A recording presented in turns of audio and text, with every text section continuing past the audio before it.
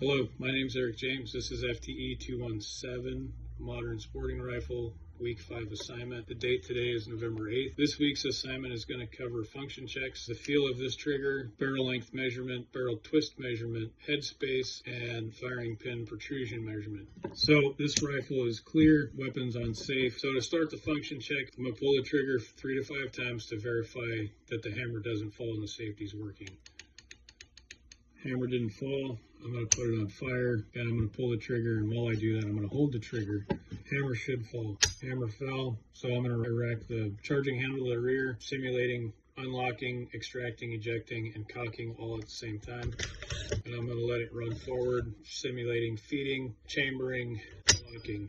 Okay, still got my finger on the trigger and holding it back. I'm going to let it go to verify that the disconnector is working correctly, holding the hammer until I let go, where it will move from disconnector to the trigger. There's our trigger reset. I'm going to do this again, but with dummy rounds. We're going to watch feeding, chambering, extracting, and ejecting all happen at the same time. Dummy rounds, insert into the mag well, pull on the mag to make sure it's seated correctly, charge it.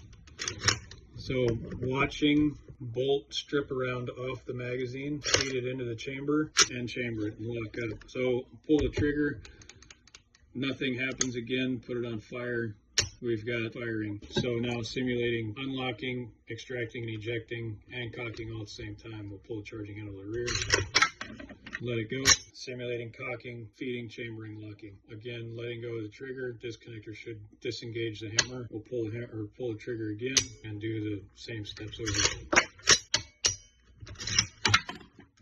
This time it locked open on an empty magazine. You can see the bolts open, magazine drops out. This rifle is function check complete. To do the live fire function check, what I would do is take it to a safe place, a range of bullet trap, something. Load the same magazine with a combination of live ammunition and dummy rounds. The dummy rounds are just make sure you understand that there's a round going into the chamber being fed.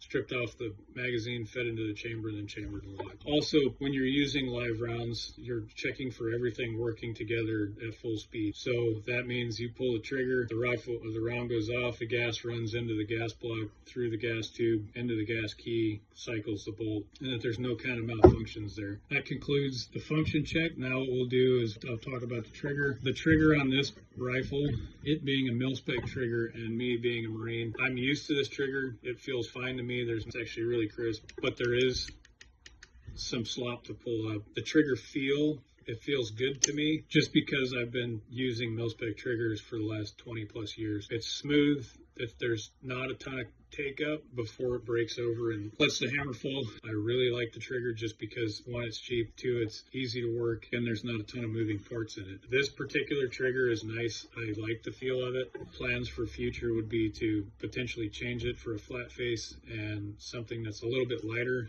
than the stock mil-spec. It feels the same as my AR-15. I would say it feels the same as the M16s, M4s that I've shot in the Marine Corps, but those have been shot and shot and shot. They're not as tight as they probably could be. So, but overall, I like the trigger on this rifle. So from here, we'll go into measuring. Okay, so I'm back with barrel measurements. I'm going to start with the barrel length measurement first and then move into the barrel twist measurement. I've got two cleaning rods, one with an eyelet, the other with a jag and a flag. We'll take the eyelet equipped cleaning rod, insert it into the muzzle until it contacts the bolt face. The bolt is closed for this measurement. To get an accurate measurement on the length of the barrel, I'm going to mark the end of the muzzle on my cleaning rod. Mark you can see there. I'll take a picture of the measurement off camera and move into barrel twist. For this measurement, the bolt's going to be to the rear, so I've got some place for the patch to go into. So I'll put the patch on the jag, insert it into the muzzle until it contacts rifling. We contacted rifling right there. I'm going to mark it so that we have a starting point. We measure between this line and the next line. That next line is going to be 360 degrees from here. So my flag is at 12 o'clock. I'm going to push it in until I get 12 o'clock on the rod again, or on the flag again, which is right there. We'll mark it again, push the rod all the way through the barrel so that my patch has a place to fall out. So Here's my first measurement, the initial measurement or the initial mark, followed by the second mark. We'll measure in between those. So from here, I'll take pictures of both the measurements, put them up on in the video, and get set up for headspace and firing pin protrusion. Stick with me, thanks. Back for headspace and firing pin protrusion. So for this, I've already taken injector and ejector spring out of the bolt. I'm installing the go gauge. Dimension is 1 inch 630 thousandths, inserting it into the upper receiver and seeing if it locks in, which it did. There's no gap between the barrel extension and the bolt carrier group, and the bolt carrier does not protrude off the back of the upper receiver. So from here, I'll take the no-go gauge. The dimension on it is 1 inch 634 thousandths, and attempt the same process. So I did not make it into the chamber all the way. I've got a protrusion on the bolt carrier, and then there's a gap in the barrel extension and the bolt carrier. This particular barrel passes headspace. Now, if the rifle, the 308 that you're working on, didn't pass headspace because the 1 inch 634 thou no gauge chambered without a problem, not all hope is lost. The top tolerance is 1 inch 640 thousandths, and so you've got from 1 inch 630 thousandths to 1 inch 640 thousandths to play with. In order to figure out if your chamber is too deep, you take that no-go gauge and you add a piece of tape to the head of it, a piece of painter's tape, electric tape, whatever kind of tape you've got. Reinstall it on the bolt again and attempt to chamber the round. If it doesn't chamber, you take that tape off the back of the no-go gauge, you measure it with a caliper and add that measurement to the no-go gauge dimension. So in this case, 1 inch 634 thousandths plus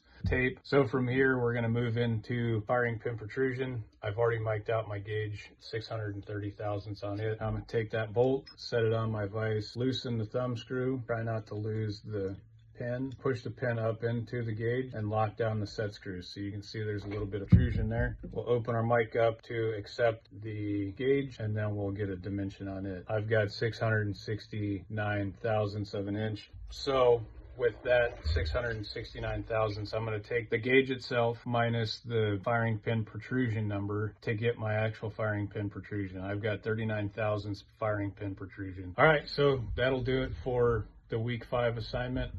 My name's Eric James. Thank you for watching.